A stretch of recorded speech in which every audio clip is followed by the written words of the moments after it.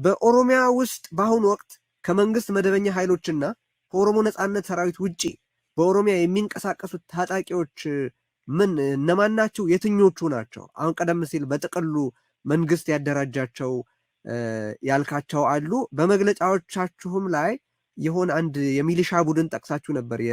የሲራና ሚሊሻዎች እርግጠኛ አይደለሁም በትክክል እንዳልኩት፣ ይቅርታ ጠይቃለሁ ከተሳሳትኩኝ። ግን እስቲ ያሉትን ታጣቂዎች እንቅስቃሴ ከእናንተና ከመንግስት መደበኛ ኃይሎች ውጪ ያሉት እነማን ናቸው? ይሄንን እኮ እኔ አልነበርኩም መናገር የነበረብኝ። አጣሪ ቡድኖች ቢኖሩና አክሰስ ቢኖራቸው ህዝብ ቢጠይቁ ህዝብ በፈረደ ነበር።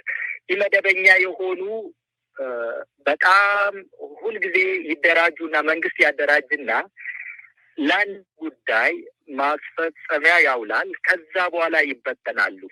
እንደዚህ አይነት መደበኛ አሰራሮች፣ እንደዚህ አይነት መደበኛ አደረጃጀት ቡድኖች የሚደራጁት ፌደራሉም ሲፈልግ በራሱ መዋቅር ውስጥ ማዘጋጀት ያለበትና አንድ ማድረግ ያለበት ነገር ካለ ስፔሻሊ አሁን ሃጫሉ ሁንዴሳ እንደተገደለው አይነት ቡድኑን መናገር አልፈልግም። ለአሁኑ ያለኝም መረጃ ምን አይል አውቄያለሁ የሚለውን መናገር ስለማልፈልግ የፌደራል መንግስት ያደራጃል።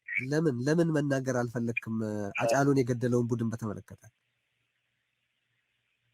ሃጫሉን የገደለን ቡድን አሁን ከተናገርኩ ያ ቡድን ምን አይል እንደታወቀና ምን አይል እንደተነቃበት እንዲያውቅ ስለማልፈልግ እንጂ ሙሉ መረጃ አለኝ እኔ። ሃጫሉ የተገደለ ማን ነው የገደለው? ማን ነው ያቀደው? ማን ነው የፈጸመው? ግን ህብረተሰቡ ማወቁ ጥሩ አይደለም? ህብረተሰቡ ቢያውቅ 2 ዓመት ሆነው ይሄ ነገር የኦሮሞ ህዝብ ማወቅ ባለበት ጊዜ እንዲያውቅ አደርጋለሁ። በአሁኑ ጊዜ ግን የኦሮሞ ህዝብ ሃጫሉ ማን እንደገደለ ቢያውቅ ወይ በጣም በመቆጣት ትርምስ እንዲመሰረት ሊሆን ይችላል፣ ወይ ደግሞ ምንም ማድረግ የማይችል ህብረተሰብ ስለሆነ ልናገርም አታድርገኝ። ይሄንን እኔ በራሴ ምክንያት ያስቀመጥኩት የሚወጣበት ጊዜ ይወጣል። እሺ፣ መክፈል ያለባቸው የሃጫሉን ደም መክፈል ያለባቸው ደግሞ መክፈል ያለባቸው ጊዜ ሲደርስ ያንን አደርጋለሁ። የኦሮሞ ህዝብ ይሄን እንዲያቅልኝ ይፈልጋለሁ። ወይ የኦሮሞ ህዝብ ጠላቶቼ ናቸው ብሎ ከብዙ ነገሮች ጋር እንዳጋጭ፣ ወይ ደግሞ ምንም ሳያደርግ ቁጭ ብሎ እንዳናደኝ ይሄንን እንድትገፋፋኝ አልፈቅድልህም። ይሄን ያነሳውልህ የፌደራሉ መንግስት በራሱ ጊዜ ማድረግ ያለበትንና የሚፈልጋቸው ነገሮች ካሉ ሌሎች ነገሮችን አቴንሽኖችን ዳይቨርት ማድረግ ስፈልግ እንደዚህ አይነት ቡድኖችን ስፔሻሊ ኤሪትሪያንስ ነበሩበት። ይህንን ነገር በኤሪትሪያን ኤሊት አዲስ አበባ ውስጥ ይህንን ነገር ሲያደርጉ የነበሩ አሉ። እንደዚህ ኢትዮጵያ ውስጥ ያለው ነገር ሀገሪቷ ሉዓላዊት ሀገር ማንም ያልደፈራት እየተባለ ግን ሀገሪቷ በማንም የትም እንደፈለገች የምትተራመስበት ሀገር ናት ኢትዮጵያችን። ስለዚህ እንደዚህ አይነት ነገሮች ሰዎች የዋዎች ናቸው ኢትዮጵያውያን።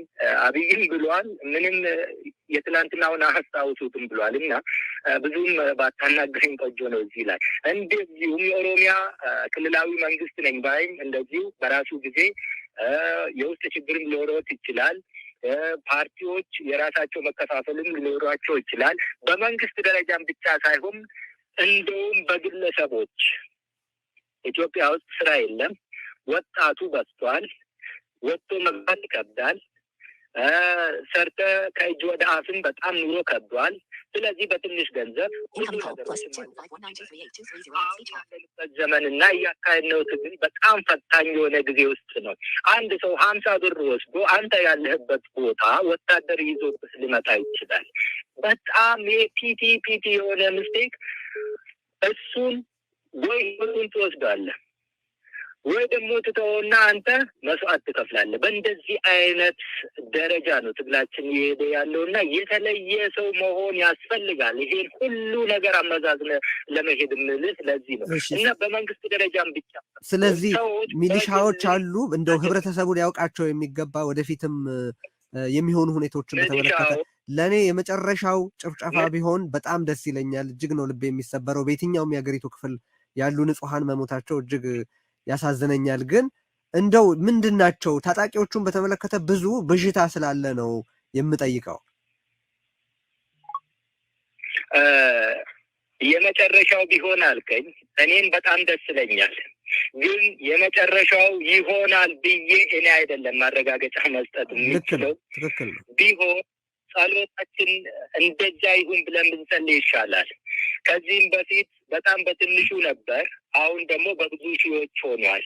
ከዚህም በኋላ ምንድነው የሚመጣው የሚለውን እየጠበቅን ነው ያለን እንጂ የመጨረሻው ይሆናል ወይ ይሄ ተስፋችን ብቻና ምኞታችን ልክ ነው እንጂ ነገ ጠዋት ምን እንደሚከሰት ስለማያውቅ እኔ በበኩሌ እንደዚህ አይነት ነገር ነገ ከዚህም በኋላ እኔ አንተን ካወራው በኋላ ምን ልከሰት እንደሚችል ስለማላውቅ ማረጋገጫ ልስጥ አልችልምና ምኞታችን፣ ተስፋችን፣ ጸሎታችን ግን ይሄ የመጨረሻው ቢሆን የሚለው የኔን ምኞት የኔን ጸሎት ነውና እዚህ አገር ውስጥ ማንም ተነስቶ ጠመንጃ እኮ ተትረፍርፏል። ሀገሪቷ ውስጥ ከየትም በየትም በኩል ጠመንጃ እንደፈለግ ማስገባት ትችላለህ። ጥይት እኮ የምናገኘው ከመንግስት ነው። መልሶ እኔ ሰርፕራይዝ እንዳይሆንብህና የመንግስት መዋቅሩን በስብሶ ተግማምቶ ተበላሽቶ የቆሸሸ አይነት ስርዓት ነው እና ከፈለክ ጠመንጃ ከየትም ማግኘት ትችላለህ፣ ጥይት ከየትም ማግኘት ትችላለህ በመንግስት መዋቅር ደረጃ ውስጥ ተንቀሳቅሰህ። ስለዚህ ይሄ ነገር ነገ ምን ይከሰታል የሚለውን ከመጠበቅ ውጭ እግዚአብሔር ደግሞ ይሄ ነገር ይብቃችሁ እንግዲህ ወይ ደግሞ ኢትዮጵያ በመጨረሻው ዘመን እጆቿ ወደ እግዚአብሔር ትዘረጋለች የተባለው ይፈጸም ዘንድ የግድ እንዳይሆን ብቻ አላቅም እንጂ እኔ ማንም ሴን የሆነ ፐርሰን ጭንቅላት ያለው ሰላማዊ ሰው እንደዚህ አይነት እልቂት ሲፈጸም ልቡ ተኝቶ ያድራል፣ ሰላም ያገኛል ብዬ እኔም ስለማላምን፣ ስለዚህ ይሄ ነገር ምንድን ነው የሚከሰተው የሚለውን እንግዲህ ልክ ነው። ስለ ሚሊሻዎቹ እየነገርከኝ ነበረ። አዎ ሚሊሻዎቹ የአማራ ፋኖ ጋቸረ ስርና የሚባል እንግዲህ ከዚህም በፊትም ገልጸናል። ኦሮሚያ መንግስት የሚያደራጀው የአማራ ፋኖ ራሱ ፋኖዎች ራሳቸው ዲስፕሊን ያላቸው እና ከመንግስትም ጋር ቅራኔ ያላቸው አሉ። ፋኖዎች በመንግስት አደረጃጀት ውስጥ ያሉ እና በየትም ቦታ ለተፈለገ ጉዳይ ማስፈጸም ያሉት ፋኖች አሉ። ስፔሻሊ አሁን ኦሮሚያ ውስጥ ከብዙ አቅጣጫ ወደ 300 ምናምን መኪናዎች የገቡ አሉ። እንደዚህ አይነት ነገር ባለበትና መንግስት ህብረተሰቡን ለእልቂት እያጨ ባለበት ሁኔታ አሁን ቅድም ያልከው ነገ ምን ሊፈጠር እንደሚችልና ይሄ የመጨረሻ ይሁንልን ያልከው እኔ ማረጋገጫ ማልሰጥ እንደዚህ አይነት ነገር ስላለ እንዲሁም ሌሎች ሚሊሻዎች ከዚህም በፊት ከኛ ተለይተው የኦሮሞ ነጻነት ግንባር አመራሮች ወደ ሀገር ቤት ሲገቡና ወታደሮቹ ይግቡ ተብሎ ኮንፊውዥን በተፈጠረበት ጊዜ እነ ጀዋርና እነ በቀለ ገርባ የኦሮሞ ነጻነት ሰራዊትን በማስገባት እጃቸውን ሰደውበት ወደ 1000 ምናምን ሰራዊት ገብቶ ነበር። እነዛም ተመልሶ መንግስት አደራጅቶ በጣም የምንንቀሳቀስበትንና አንድ ላይ ስለነበር ብዙ ምስሎች ስለሚያውቁና እንዴት አድርገን አለባበሳችን፣ የጸጉር አሰራራችን እና ሁሉም ነገር ኮፒ ተደርጎ እነሱም ተሰርቶ እኛም የምንቀሳቀስ ቦታ የሚንቀሳቀሱ አሉ እና ብዙ ናቸው። ይሄ ብቻ አይደለም። ሌላ ነጋዴ ራሱ ኢትዮጵያ ውስጥ አሁን በጣም አንተ ከሩቅ ቦክሳ ሆነ ሊገርምህ ይችላል። በነጋዴነት ደረጃ ሰው ማደራጀት ትችላለህ። በገንዘብ ሊሆን ይችላል፣ በድንበር ሊሆን ይችላል፣ በሌላም ቅራኔ ሊሆን ይችላል። ከተጣላን እኔ ሌሎች 10-15 ሰዎችን መመገብና ማስታጠቅ ከቻልኩ አንተም ማስገደል ይችላለሁ። ስለዚህ አሁን ባለው ሁኔታ ማንኛውም ገንዘብ ያለው ነጋዴ ጠመንጃ ያላቸውን ሰዎች ሰብስቦ አንድ የሆነ የታጣቂዎች ቡድን መፍጠር የሚችልበት አይነት ሁኔታ ተፈጥሯል ያልከኝ ነው።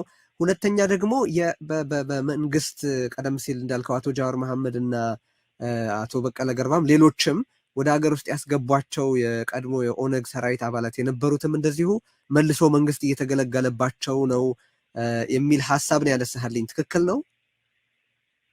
በትክክል ስፔሻሊ ከኛ ተመልሶ ወደ ሀገር ቤት የገቡ የተገባላቸው ቃል የውሸት ቃል የነበረው ወደ ፈለጉበት ቦታ ነጋዴ መሆን፣ ወደ ትምህርት ቤት መመለስ፣ ሌሎችን ስራዎችም እንዲሰሩ መንግስት ድጎማው መስጠት፣ ማበረታታት እንደዛ አይነት ተብሎ ተሸንግሎ የገቡ ልጆች ያ ሙሉ በሙሉ አልተፈጸመንም። ስላልተፈጸመላቸው መንግስት ያደረገው እነሱን ስራ የላቸውም። ብዙውን ጊዜያቸውን ያሳለፉት ጫካ ነው። እንግዲህ ፍሪደም ፋይተርስ የነበሩት ተመልሶ ኑሮ ይከብዳል። ከየት እንደሚጀምሩም በጣም ግራ የተጋቡ ልጆች ከተበተኑ በኋላ መልሶ በኢሊት ፎርስ ስፔሻሊ ይሄ መረጃ እና ምንድን ነው የሚባሉት ሴኪሪቲ እነሱ ልጆችን ለየግላቸው ለየብቻቸው እያገኟቸው እንደዚህ አይነት የመሳሪያ አጠቃቀም ትችላለህ፣ አሁን ደግሞ ስራ የለህም፣ መንግስት ደግሞ ስራ ልሰጥህ ነው፣ እንደዛ እያሉ ልጆች እድሜያቸው ሙሉ ጫካ ያሳለፉት እና ትምህርት የሌላቸው ብዙውን ጊዜ ሳይማሩ እንግዲህ ያልተማረ ሰው ወደ ፈለክ መምራትና ልሸነግለው ልታማልለው ትችላለህ። በእንደዛ አይነት ነገር እያማለሉ በጣም ብዙ ቦታ በቡድን እያደረጉ ስፔሻሊ እኛን ካውንተር ለማድረግ ለመጠቀም ነበር። ያ ልጆቹ ስላልቻሉ አሁን እያደረጉ ያሉት ሱቆችን እንዲያቃጥሉ፣ መንገድ ላይ ቆመው መኪናዎችን እንዲዘርፉ፣ ሰዎችን አፍነው ብር እንዲጠይቁ እንደዚህ አይነት ነገር ከተደረገ በኋላ ደግሞ የኦሮሞ ነጻነት ሰራዊት እንደዚህ አደረገ ብሎ ሚዲያዎች ደግሞ ይህንን ተባባሪዎች ናቸው። የኦሮሞ ነጻነት ሰራዊት እንደዚህ አደረገ አላደረገ ለማለት ኃላፊዎቹን ለማግኘት ብዙ ጥረን አላገኘንም፣ ስልካቸው አልወጣልንም። እንደዛ እያሉ በጣም ተንኮል፣ ደባ፣ መሰሪነት እየተሰራብን እኔ እኮ ከዚህም በፊትም ነግሬያለሁ ቅድም እኛ ራሳችን ሰልችቶን ትግሉን ያለውን እውነታችንን እንድንተው እየተደረገ እንደዚህ አይነት ኮንስፓይሬሲ ነው ያለው። ይሄ ሁሉ ተሸክመ ለመሄድ እና አመዛዝነ ትግሉ ጥርት ያለ ዕላማው ለኦሮሞ ሕዝብ ነጻነትና እኩልነት ከሌሎች ኢትዮጵያ ብሔር ብሔረሰቦች ወንድሞቹ ጋር ወይ ደግሞ መልካም ጎረቤትነት ያንን ብቻ ዓላማ ይዘህ እንድትሄድ የተለየ ሰው መሆን